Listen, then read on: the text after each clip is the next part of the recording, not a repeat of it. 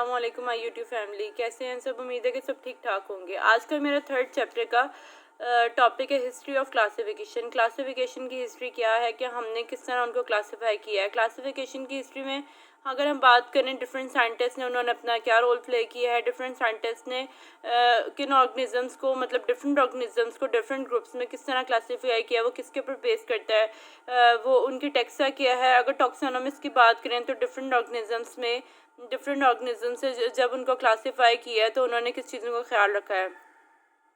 Let's move to the role of scientist. Scientist का क्या role है।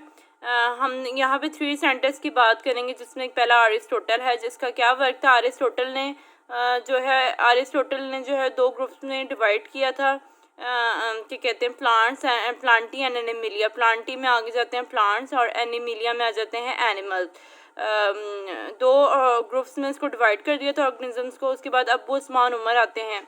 अबू उस्मान उमर जो थे वो सेकंड साइंटिस्ट है जिन्होंने 350 स्पीशीज़ ऑफ एनिमल्स को अपनी बुक के अंदर एक्सप्लेन किया था। उसके बाद उन्होंने ये बताया था कि स्टडी ऑफ आंट्स पे इन्होंने रिसर्च की थी। उन्होंने बताया था लाइफ ऑफ आंट्स कैसी होती है। उसके बाद इब्न रुशद सा, उसने अरिस्टोटल की बुक थी डी एमिना ऑन द सोल, उसने इस बुक को अरबी में ट्रांसलेट किया था। 2 किंगडम क्लासिफिकेशन सिस्टम की अगर हम बात करें, उसके बाद क्लासिफिकेशन सिस्टम की तरफ आते हैं। सबसे पहले 2 सिस्टम क्लासिफिकेशन की हम बात करते हैं। 2 किंगडम सिस्टम क्लासिफिकेशन में एनिमिलिया प्लांटी आता है, जिसमें एनिमिलिया मतलब एनिमल्स को ऊपर बेस करते हैं और प्लांटी मतलब प्लांट्स के ऊपर। एनिमल्स को इस ग्रुप में इसलिए रखा गया क्योंकि जो करेक्टरिस्टिक्स एनिमल्स के एनिमिलिया के अंदर थी कि वो मतलब हेट्रोट्रॉप्स थे। क्या कहते हैं, उनके सेल वॉल के अंदर सेलुलोज प्रेजेंट नहीं थी, उनकी सेल वॉल ही नहीं थी। मतलब कि एनिमल्स में सेल वॉल नहीं होती और सेल वॉल में एब्सेंट होती है, और प्लांटी में ये करेक्टरिस्टिक थी। इसकी वजह से इन दोनों ग्रुप्स को डिस्टिंग्विश किया था। हायर स्टडी के बाद हमें पता लगा कि एनिमिलिया प्लांटी ये इनफ स्टडी नहीं होते क्लासीफाई करने के लिए ऑर्गेनिजम्स को। उसके बाद हमने थर्ड किंगडम क्लासिफिकेशन सिस्टम को इंट्रोड्यूस करवाया। थर्ड किंगडम क्लासिफिकेशन सिस्टम को इंट्रोड्यूस करवाया जब हमें पता लगा कि एनिमिलिया प्लांटिया जो होते हैं वो इनफ नहीं होते क्लासिफाई करने के लिए ऑर्गेनिजम्स को, और भी क्या कहते हैं और भी क्लासिफाई करने के लिए ज़रूरत पड़ती है।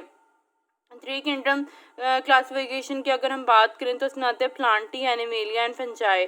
ठीक है, पहले 2 थे और उसके बाद जो तीसरे की ज़रूरत पड़ी वो फंजाई आता है। ठीक है, ये भी ऑर्गेनिजम्स को क्लासिफाई करने के लिए इनफ नहीं था, इसलिए फिर हमने 5 किंगडम क्लासिफिकेशन की सिस्टम की तरफ अपने मूव किया और 5 किंगडम सिस्टम क्लासिफिकेशन को इंट्रोड्यूस करवाया, जो अब तक चल रहा है, जो अब तक माना जाता है और जो अब तक चल रहा है उसको कहते हैं 5 kingdom system classification. 3 kingdom classification में जो प्लांट जैसे थे उनको प्लांटी ग्रुप में रख दिया गया, जो एनिमल्स टाइप के थे उनको एनिमेलिया ग्रुप में रख दिया गया, और जो जो प्लांट्स से मिलते जुलते नहीं थे और जो एनिमल से मिलते जुलते नहीं थे उनको अलग सेपरेट ग्रुप में रख दिया, जो कि फंजाई ग्रुप में है। 5 किंगडम क्लासिफिकेशन सिस्टम की तक बात करें तो क्या कहते हैं, जो अब तक माना जाता है और जो अब तक चल रहा है वो 5 किंगडम क्लासिफिकेशन सिस्टम है, जिसमें आ जाता है मोन्ड्रा, प्रोटिस्टा, फंजाई, प्लांटी, एनिमिलिया। ये 5 सिस्टम्स आ जाते हैं। अगर 2 किंगडम सिस्टम की अगर हम बात करें तो उसके कुछ ड्रॉबैक्स भी हैं। अगर हम 3 किंगडम सिस्टम की बात करें तो उसके भी कुछ ड्रॉबैक्स हैं, और तभी हम 5 किंगडम सिस्टम की तरफ मूव करके गए हैं, ताकि हम ज़्यादा लेटेस्ट और ज़्यादा क्या कहते हैं ज़्यादा लेटेस्ट और ज़्यादा ऑथेंटिक चीज़ की तरफ आएँ, जो कि सबसे ज़्यादा अच्छी मानी जाती है, वो है 5 किंगडम सिस्टम क्लासिफिकेशन। अगर हम 2 किंगडम सिस्टम क्लासिफिकेशन की अगर हम बात करते हैं तो सबसे पहले प्लांटी और एनिमिलिया में जब हमने इसको डिवाइड किया था तो प्लांटी में हमने देखा था प्लांटी जो सिस्टम होता है इसके सिंपल होते हैं, इनऑर्गेनिक कंपाउंड्स होते हैं, जिसमें मतलब कार्बन हाइड्रोजन नहीं होता है, इसके बजाय ऑक्सीजन वगैरह और जो इनऑर्गेनिक कंपाउंड्स होते हैं वो प्रेजेंट होते हैं। और जो प्लांटी होते हैं वो अपना प्रिपेयर फूड खुद कर सकते हैं, अपना खाना जो है वो मतलब फोटोसिंथेसिस के ज़रिए अपनी फूड प्रिपेयर कर सकते हैं, सनलाइट से अपनी फूड प्रिपेयर कर सकते हैं, और ये ऑटोट्रॉफ्स होते हैं, मतलब अपनी खुराक खुद प्रिपेयर करते हैं। एनिमिलिया की अगर हम बात करें तो ये कम्प्लेक्स होते हैं, नॉट सिंपलर होते हैं और ऑर्गेनिक्स होते हैं। ठीक है, कार्बन हाइड्रोजन के ऊपर बेस्ड होते हैं। अच्छा, एनीमिलिया जो होते हैं जो अपनी खुराक खुद प्रिपेयर नहीं कर सकते, उनको हम एनीमिलिया के ऊपर एनीमिलिया दे देते हैं। उसके बाद जो है उसको हेटरोट्रॉप्स कहते हैं। ये हेटरोट्रॉप्स होते हैं, ठीक है, ये किसी दूसरे एनिमल के ऊपर या दूसरे के ऊपर ऑर्गेनिजम्स के ऊपर डिपेंड करते हैं, इसको हम इसको हेटरोट्रॉप्स कहते हैं। इसमें अगर बात करें हमें यूग्लिना की, जब हमने यूग्लिना ऑर्गेनिजम्स को देखा था तो हमने सबसे पहले देखा था कि ये प्लांट भी है, प्लांट के भी करेक्टर हैं इसमें और एनिमल के भी करेक्टर हैं, इसलिए हम ज़रा मुश्किल में आ गए थे कि हम इसको ग्रुप एनिमिलिया में रखेंगे, प्लांटी में रखेंगे। इसलिए हमें थ्री किंगडम क्लासिफिकेशन की ज़रूरत पड़ी थी कि हम इसको यूग्लिना जैसे ऑर्गेनिजम्स हैं उनको हम सेपरेट एक ग्रुप में रख सकें। प्लांट जैसे करेक्टर इसमें क्या थे, इसमें जो थे वो क्लोरोफिल पाई जाती थी, और एनिमिलिया वाले क्या करेक्टर थे, इसमें दो करेक्टर एनिमिलिया वाले थे कि इसमें लैक ऑफ सेल वॉल थी, मतलब सेल वॉल नहीं थी, और ये हेटरोट्रॉप्स थे। इसलिए इसलिए हम परेशान हो गए थे कि फंजाई को हम किस ग्रुप में रखा जाए। इसलिए फंजाई जैसे और भी बहुत सारे ऑर्गेनिजम्स है जिनको सेपरेट करना एनिमिलिया और फंजाई से बहुत मुश्किल हो गया था, इसलिए हम थर्ड किंगडम सिस्टम की तरफ मूव हुए थे।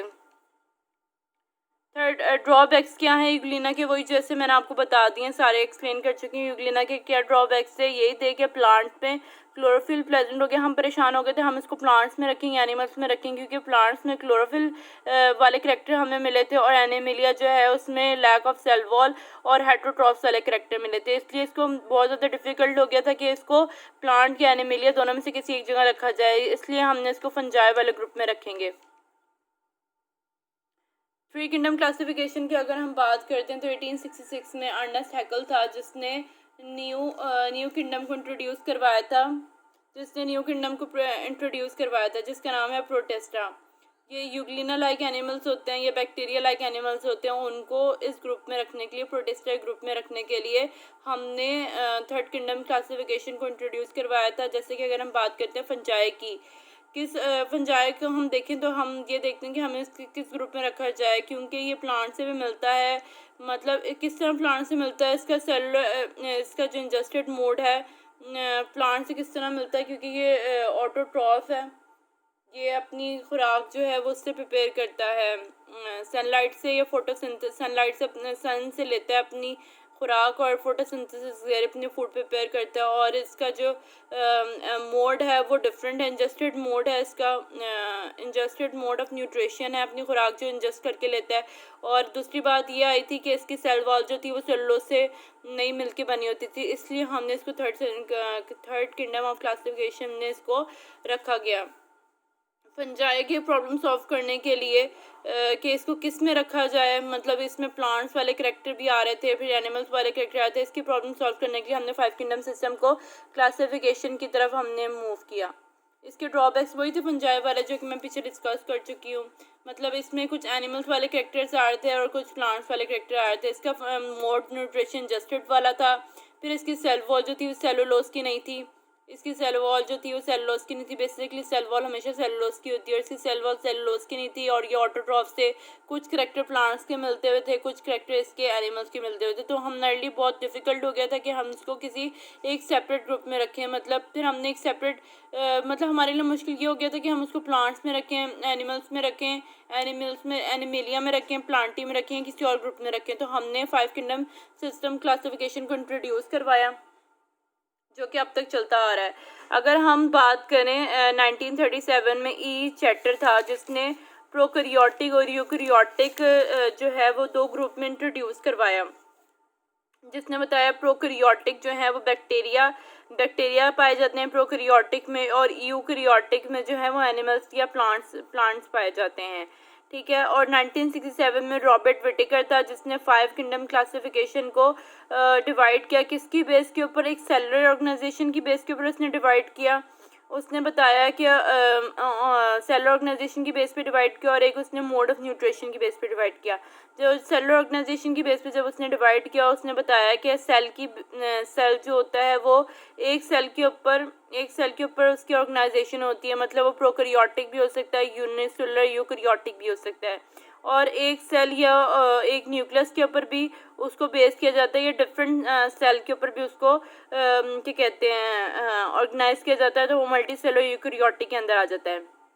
अगर हम इसके मोड ऑफ न्यूट्रिशन की बात करें तो उसके सेकंड उसने किसकी बेस पे क्लासीफाई किया, मोड ऑफ न्यूट्रिशन की बेस पे, मतलब खुराक लेने का तरीका मोड क्या है।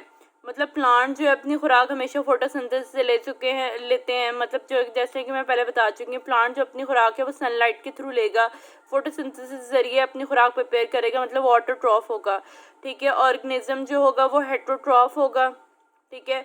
जो जो एनिमल्स में होंगे वो ऑर्गेनिज्म हेटरोट्रॉफ्स होंगे, वो अपनी खुराक किसी और से लेंगे। अच्छा, फंजाई जो होंगे वो इंजेक्शन के ज़रिए जो होंगे, मतलब इंजेक्शन के ज़रिए अपनी खुराक लेंगे, मतलब स्लाइवरा के अंदर एंजाइम्स होते हैं, जब वो एंजाइम्स जो होते हैं वो किसी डेड ऑर्गेनिजम्स के ऊपर जाएंगे और उससे ज़रिए अपना फूड लेंगे डिकम्पोजर्स के तौर पर। फिर 1988 में मर्कुलस इन सचवार्ड्स था, उसने 5 किंगडम सिस्टम को फर्दर मॉडिफाई किया और उसने बताया कि 5 किंगडम सिस्टम में जो होते हैं Monera, Protista, Fungi, Plantae, Animalia, 5 kingdom system present होते हैं। उसने उसको मॉडिफाई किया फर्दर और उसने बताया अपने लेक्चर में कि 1988 में मर्कुलस इन सचवार्ड्स 2 साइंटिस्ट थे जिसने इन सिस्टम्स को, इन 5 किंगडम क्लासिफिकेशन सिस्टम्स को मॉडिफाई किया। आई होप आपको मेरा लेक्चर पसंद आया हो। अगर आपका कोई सवाल है तो प्लीज़ मुझे इनबॉक्स करें, कमेंट्स करें, मेरी वीडियो को शेयर करें और लाइक करें। Thank you so much.